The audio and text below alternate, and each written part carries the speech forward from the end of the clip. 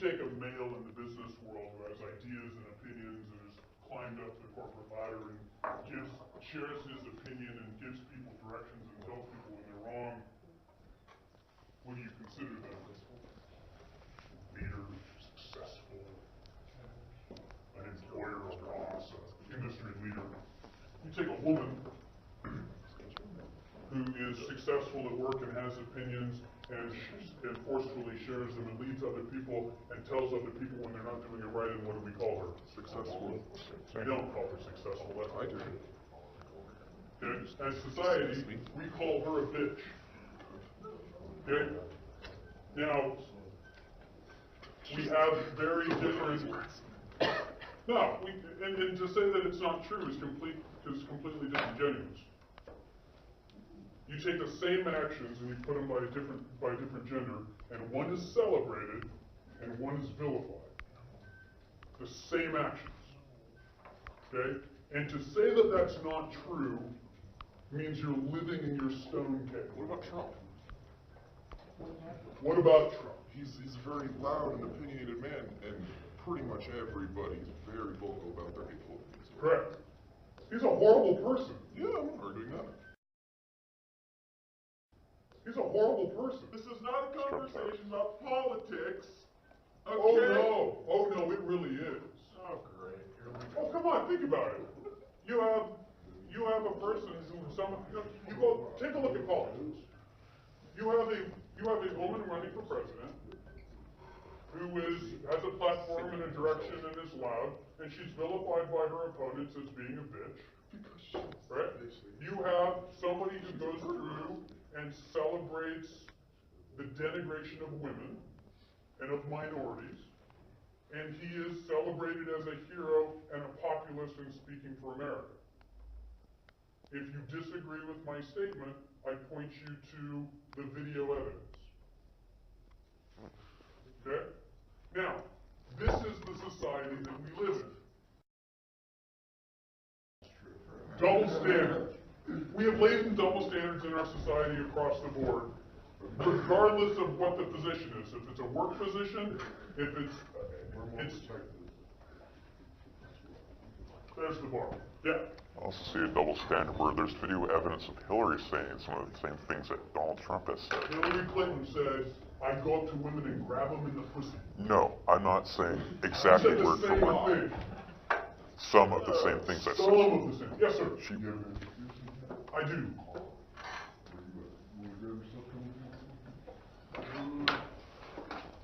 Like about black youth or super predators. We need a wall in Mexico. The Mexicans are taking our jobs. Things like that. Okay, so let's go through. So we have our politicians in. If we're going to run that, as a statement of truth.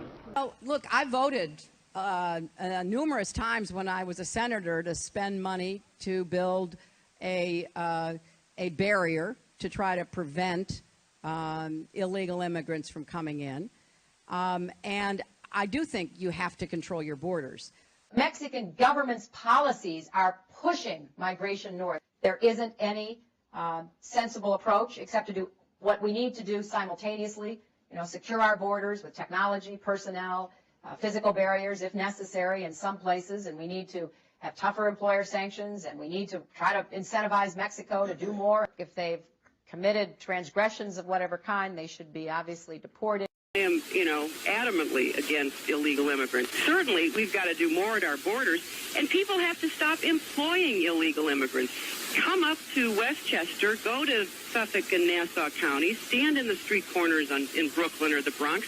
You're going to see loads of people waiting to get picked up to go do yard work and construction work. And so Southern Mexico. They should be sent back now. Well, they should be sent back, but we have to send a clear message. Just because your child gets across the border, that doesn't mean the child gets... The kinds of kids that are called super predators, we have to bring them to heel. Super predators, no conscience, no empathy, super predators, we have to bring them to heel.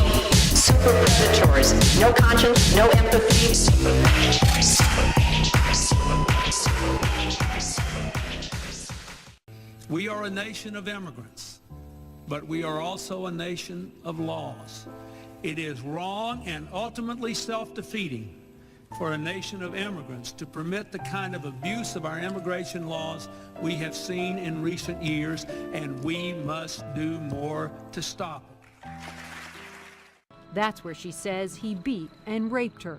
The 6th grader ended up in the emergency room. In this affidavit seeking a psychiatric evaluation of the victim and signed Hillary Rodham, the rookie lawyer painted the victim as emotionally unstable, suggesting she'd brought false accusations like this before, that she fantasized about older men, and that experts say children like the victim tend to exaggerate or romanticize sexual experiences. The victim said the allegations in the affidavit are untrue, that she'd never romanticized sexual experiences or made any false accusations before. There's never been any evidence presented by anyone to substantiate the allegations that Hillary Clinton made in that affidavit. To the victim, this was an attempt by Hillary Clinton to smear her in order to exonerate her attacker. The victim believes that Hillary Clinton lied. Hillary Clinton blamed the victim. Number 101 when you're dealing with rape cases, don't blame the victim. She blamed a 12-year-old girl, a 6th grade 12-year-old girl, of seeking the attention of older men and fantasizing about being with older men. When I heard that tape, I was pretty upset. You lied on me, and you're supposed to be it for women? Do you call that for women? What you done to me? And I heard you on tape laughing. He's a horrible person. If we're going to run this as a statement of truth, then our politicians in this country, people who, regardless of political party, are the ones, because I'm happy to run. I wonder less my securities.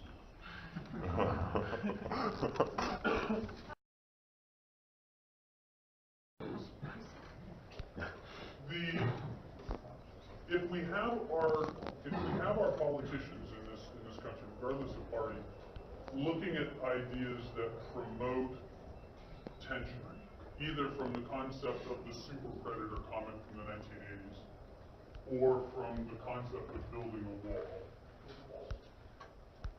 what do we say about how we value people across the board?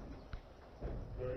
Why is it that we take groups of people and create disparaging names for them? The worst name you can come up for a white person is what? Cracker. Okay, a honky. Hitler? Call him a hillbilly right there.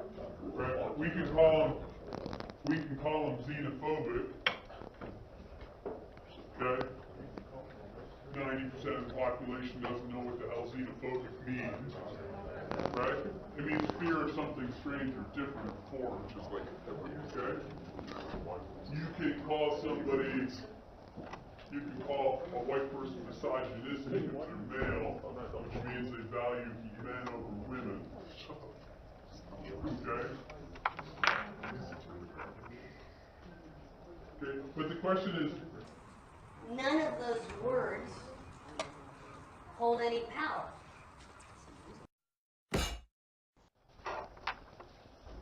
okay, I mean, they clearly don't, yeah.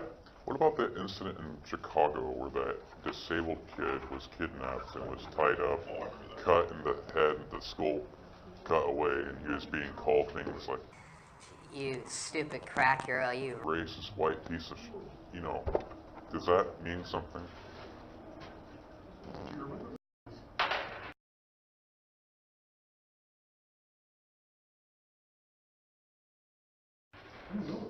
It was on video. it was 4 black teens Facebook Live them kidnapping a white mentally disabled kid and beating him for like an hour. Bitch ass nigga, boy. Fuck Donald Trump, nigga. Fuck white people, boy. Fuck them, bitch. Boy. Fuck them. Goof. They weren't even charged with anything. They weren't even charged with anything.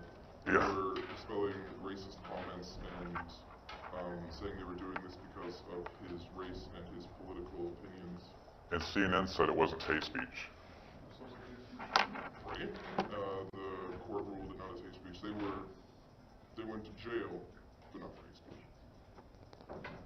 Well, hopefully, going to jail for hate speech would have been a relatively low sentence as opposed to jail for, Well, hate actions I mean, there was nothing to do with hate at all on their charge. It was mostly just assault. Was he targeted because he was mentally retarded or mentally disabled? They didn't say anything about that during the lecture. Another good reason to stay on Facebook. Yeah, don't live stream your kid. And it was on school property. Yeah. They didn't even try. No, it was in the house. It was in their house. They did it. Yeah. When? Like, yeah, that's a couple months ago, maybe January. After. They've already been trying to say 2 months? Since when does the wheels of justice go that fast?